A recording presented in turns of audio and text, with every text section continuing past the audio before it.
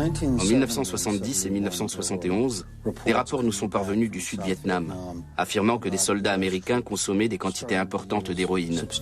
C'est cela qui m'a amené au Laos. J'étais sur la piste de l'héroïne.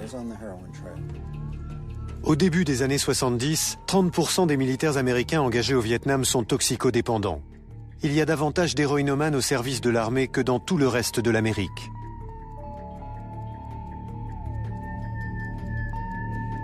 Dans le triangle d'or, entre le Laos, la Birmanie et la Thaïlande, les maîtres de la guerre ralliés à la CIA sont également trafiquants d'opium. L'opium était un élément clé dans le succès de l'opération secrète de la CIA. Pourquoi? Parce que la CIA ne travaillait qu'avec une seule personne. Elle n'avait qu'un seul intermédiaire.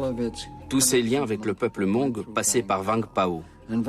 Inversement, Vang Pao ne pouvait contrôler tous les villages disséminés dans les montagnes du nord du Laos que grâce à la suprématie aérienne de Long Cheng. Les hélicoptères apportaient le riz dans les villages et repartaient avec l'opium. Alfred McCoy s'enfonce dans la jungle et rejoint un village Hmong soumis au général Vang Pao. Le doyen du village lui parle d'un marché particulièrement cruel. Le doyen du village, un homme qui s'appelait Gersiang, m'a dit la chose suivante.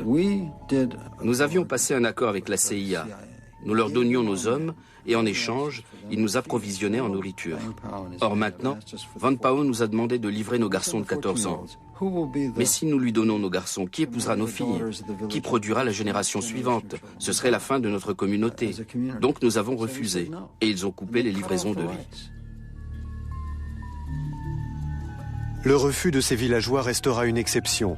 La plupart des habitants des montagnes ne peuvent empêcher l'incorporation de force de leurs enfants dans les troupes de Vang Pao. Faute de main-d'œuvre, les champs de riz ne sont plus cultivés. Le commerce de l'opium est la seule source de revenus qui demeure.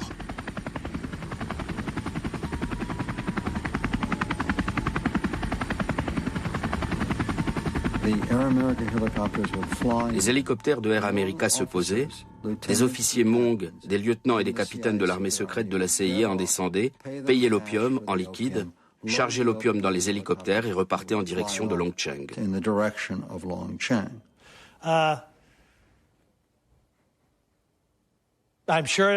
Je suis convaincu que des choses de ce genre ont eu lieu, et d'ailleurs personne ne le conteste.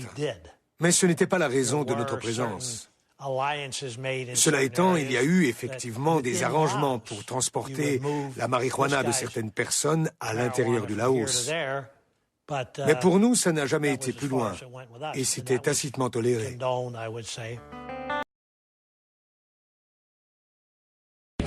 Direction l'Afghanistan à présent, où une hausse record de la production d'opium a été enregistrée en un an, plus 34%. Rappelons que l'opium est une composante principale de l'héroïne et que ce produit de la culture du pavot profite encore et toujours aux talibans. Noélie Mésange. L'Afghanistan est devenu le pays du monde où la plus grande proportion de terres cultivables est affectée à la seule production de drogue. En 2007, 8200 tonnes d'opium ont été produites contre 6100 tonnes en 2006, soit une augmentation de 34%.